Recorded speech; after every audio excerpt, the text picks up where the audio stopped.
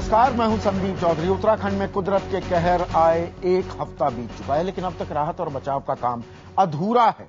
अब भी करीब 40,000 लोग जगह जगह पर फंसे हुए हैं और इस बीच मौसम विभाग ने यह कहकर चिंता बढ़ा दी है कि सोमवार से प्रभावित इलाके में फिर से तेज बारिश हो सकती है और अगर ऐसा हुआ तो राहत बचाव का काम पहले से ही पूरा होने से पहले ही ठप हो जाएगा और ऐसे में जिंदगी और मौत से लड़ रहे लोगों का संघर्ष और बढ़ जाएगा।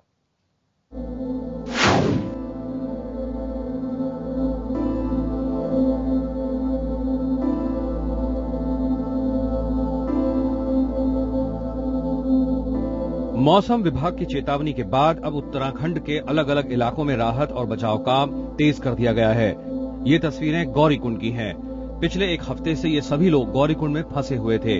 अस्थायी रास्ता बनने के बाद इन तक पहुंचना मुमकिन हो सका। 4 दिन से हम लोग पीछे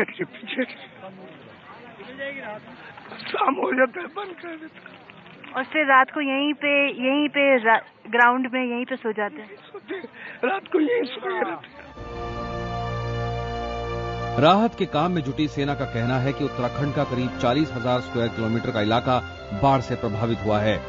4 धाम यात्रा के लिए इस्तेमाल की जाने वाली 400 किलोमीटर की सड़क बर्बाद हो चुकी है। इस रास्ते पर अलग अलग जगहों पर भारी तादाद में लोग फंसे हुए हैं। सरकार का कहना है कि अब तक उत्तराखंड में फंसे 73,000 लोगों को सुरक्षित निकाला जा चुका है। 18,000 के करीब लोग अकेले गंगोत्री, जोशीमठ, बद्रीनाथ, केदारनाथ और पिंडारी ग्लेशियर से निकाले गए हैं। लेकिन मुश्किल ये कि अब भी 35 से 40,000 लोग रास्तों में फंसे हुए हैं। केदारनाथ मंदिर में पड़े शवों को निकालने के लिए भी एक टीम भेजी गई है। मौसम विभाग की चेतावनी के बाद नींद से जागी सरकार ने अब राहत और बचाव में जुटे जवानों के लिए 3 दिन की डेडलाइन तय की है।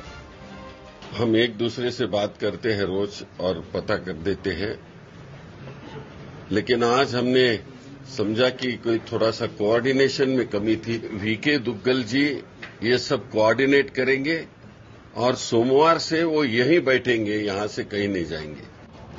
गंगा में बहकर आए हरिद्वार और ऋषिकेश से 60 लोगों के शव निकाले जा चुके हैं। जिन लोगों की लाशें बहकर गंगा में पहुंच रही हैं, उनकी फोटो लेकर राज्य सरकार की वेबसाइट पर डाला जा रहा है ताकि लोग अपनों की पहचान कर सकें। यही नहीं, ऐसे लोगों का डीएनए भी सुरक्षित रखा जा रहा है। अगले 2 दिनों के बाद सही में फिर से मूसलाधार बारिश शुरू हो जाती है तो और ज्यादा स्थिति गंभीर हो जाएगी। ऐसे में अगले 24 घंटे बेहद अहम होंगे राहत बचाव कार्य के लिए।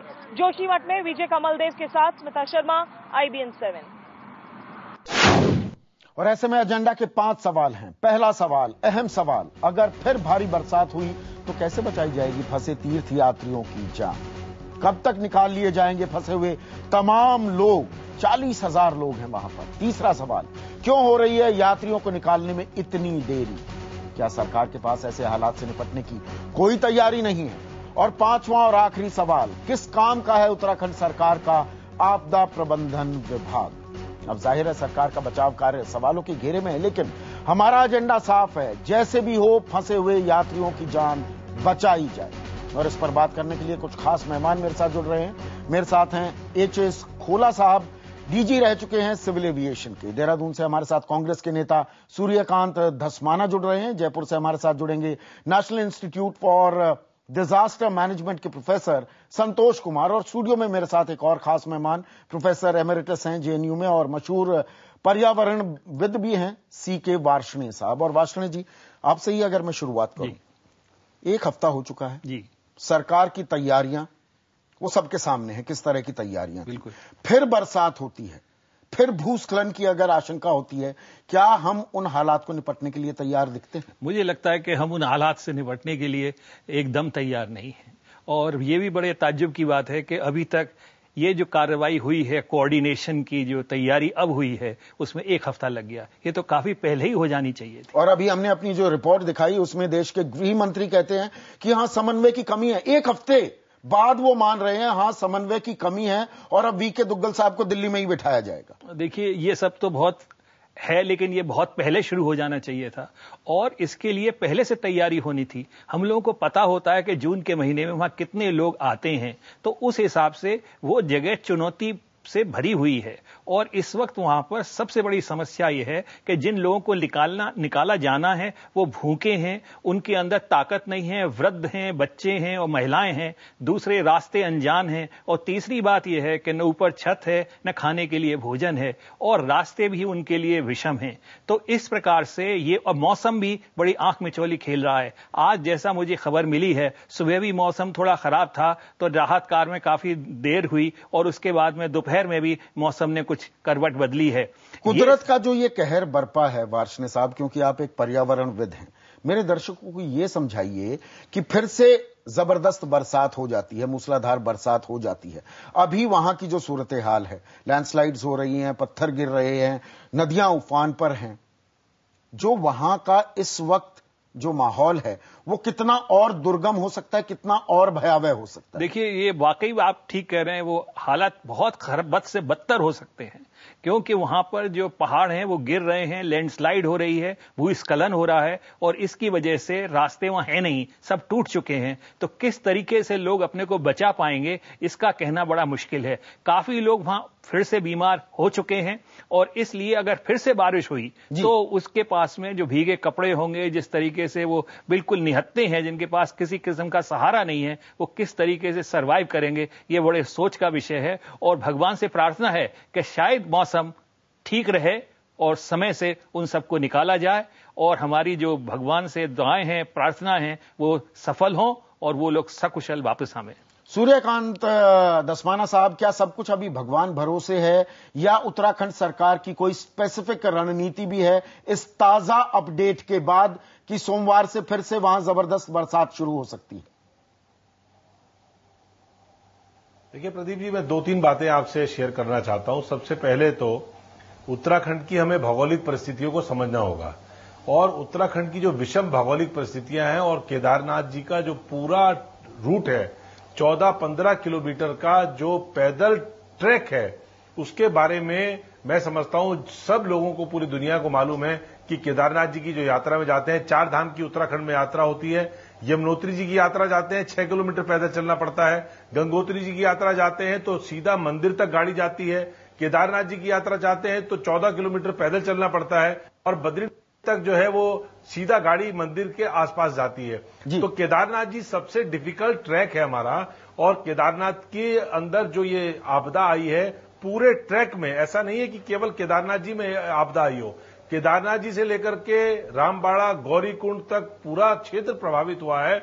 और इतनी विषम भौगोलिक परिस्थितियों में एक बात मैं आपसे आग्रह करना चाहता हूं कि हम लोगों को ये वातावरण तैयार करना चाहिए और साधुवाद देना चाहिए देश की सेना को, आईटीबीपी को और उन जवानों को, और सिविलियन जो अथॉरिटीज हैं उनके साथ मिलकर के जिस प्रकार से लगभग 75,000 लोगों को इवैक्यूएट किया है एक सप्ताह के अंदर। पूरे देश और दुनिया में इतनी खतरनाक आपदा मैं समझता हूं इसमें कतई कोई दो राय नहीं है सूर्यकांत जी, इसमें दो राय नहीं है। सेना के लोग हों, आईटीबीपी के लोग हों, स्थानीय पुलिस के लोग हों, स्थानीय लोग हों, वो साधुवाद के पात्र हैं। मैं सरकार की बात कर रहा हूं, सरकार कोई साधुवाद की पात्र नहीं दिखती है। सरकार की रणनीति क्या होगी अगर फिर से वहां बरसात शुरू हो जाती है?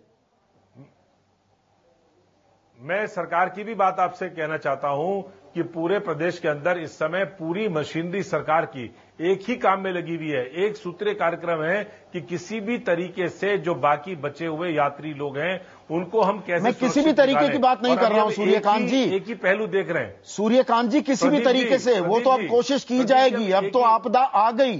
मैं ये कह रहा हूं सरकार की रणनीति क्या है आने वाले दिनों के लिए? चल रही है सरकार की स्ट्रेटेजी है, क्योंकि हमको 2 दिन पहले ही जो फोरकास्ट मौसम का वो मालूम पड़ गया है और हमको मालूम है कि सोमवार के बाद कभी भी वर्षा हो सकती है। तो हमारी पूरी की पूरी ताकत और पूरी रणनीति यह है कि हम मैक्सिमम लोगों को, आज सुबह 6 बजे कार्यवाही शुरू हो गई थी, रोजाना 8:30-9 बजे शुरू हो रही थी। आज हेलीकॉप्टर जो है 6 बजे इवैक्यूएशन का काम।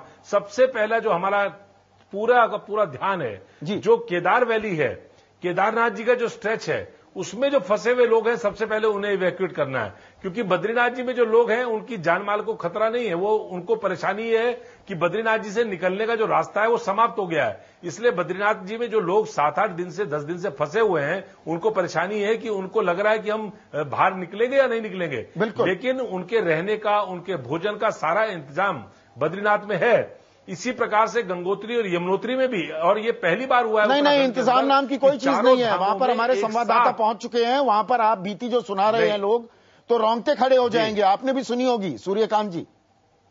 देखिए, बिल्कुल मैंने सुना है। मैं वहां पर आपको बताना चाहता हूं, मैं यहीं का लोकल आदमी हूं, ऐसा नहीं है कि मैं कहीं बाहर का हूं। मैं बद्रीनाथ जी को ठीक तरीके से जानता हूं।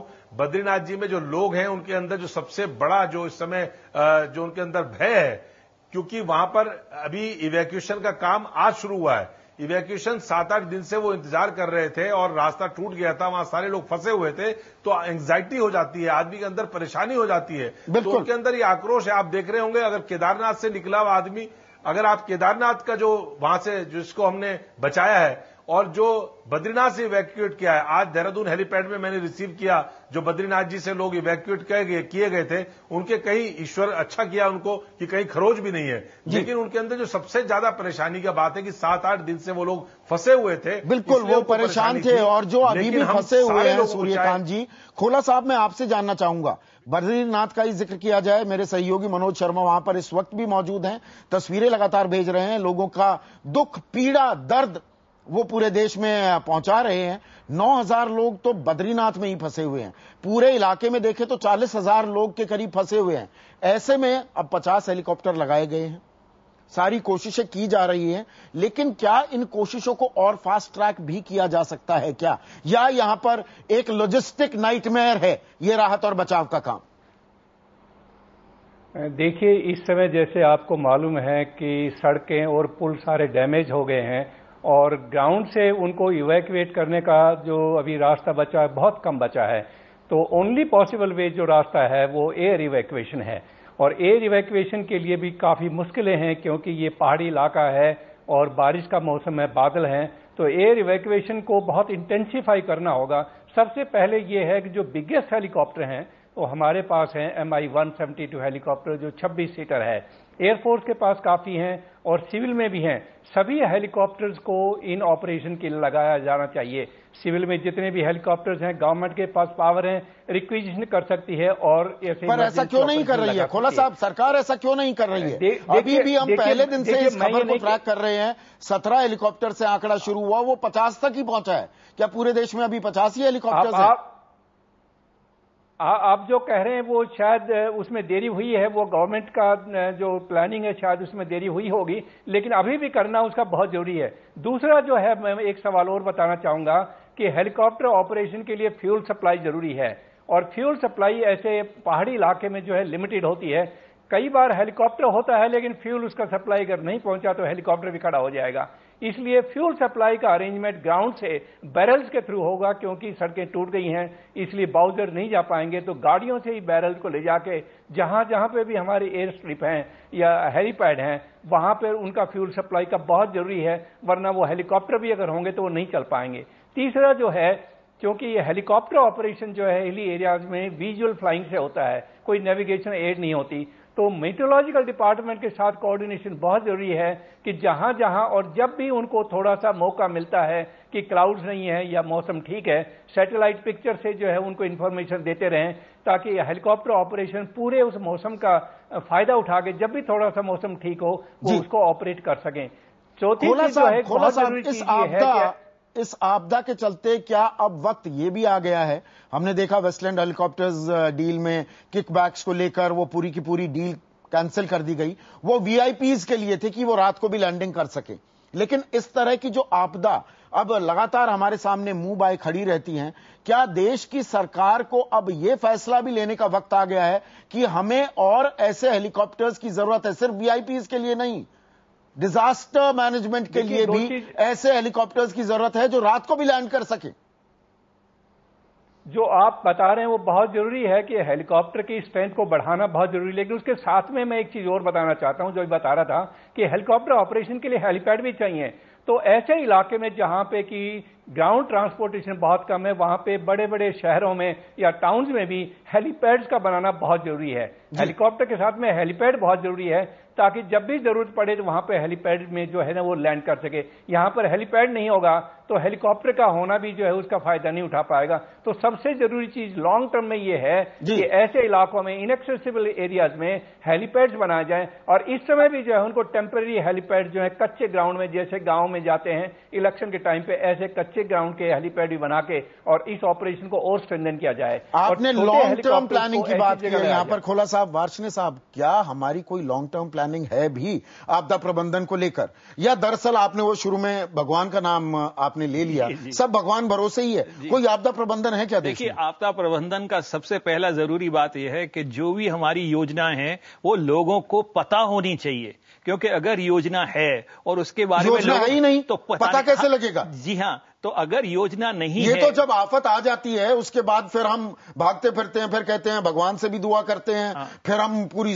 जोर भी ताकत भी लगाने की कोशिश करेंगे। जी, तो जिस वक्त के पीस टाइम होता है और जिस वक्त शांति का टाइम होता है, उस वक्त इन चीजों के ऊपर गहन तरीके से विचार करके इन सबको स्पष्ट करना चाहिए कि अगर ऐसी आपदा आती है तो कौन क्या करेगा और कैसे चीजों को मोबिलाइज किया जाएगा, ताकि लॉजिस्टिक की वजह से कम समय में पीड़ित लोगों को निकाला जा सके।